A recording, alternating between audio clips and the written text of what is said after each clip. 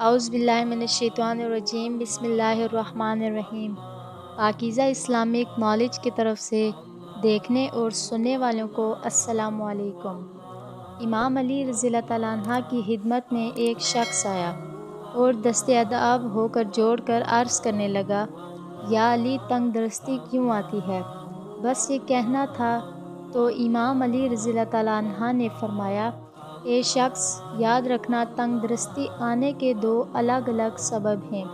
ایک سبب، جب اللہ کسی بندے کو بڑا مقام دینا چاہتا ہے تو اسے دولت، اولاد، صحت، رشتوں سے آزماتا ہے اور بعض مرتبہ کافی چیزیں لے لیتا ہے۔ اللہ یہ دیکھنا چاہتا ہے کہ میرے بندے میرے لیے کتنا صبر کرتے ہیں۔ اور دوسری وجہ عذاب ہے۔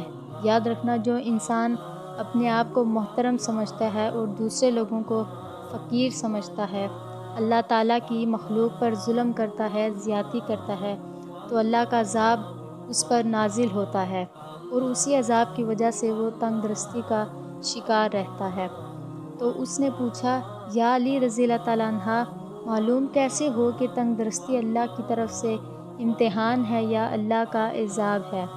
بات جب یہاں تک پہنچی تو حضرت علی رضی اللہ تعالیٰ عنہ نے فرمایا، اے شخص، اگر تنگ درستی میں اللہ سے دور جانے لگو تو سمجھ لینا کہ اللہ کا عذاب ہے، اور اگر تنگ درستی میں اللہ کے قریب جانے لگو تو سمجھ لینا اللہ کا امتحان ہے۔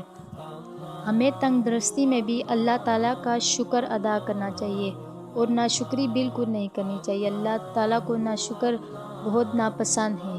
ویڈیو پسند آئے تو لائک، شیئر اور چینل کو سبسکرائب کر دیں۔ شکریہ۔ اللہ حافظ۔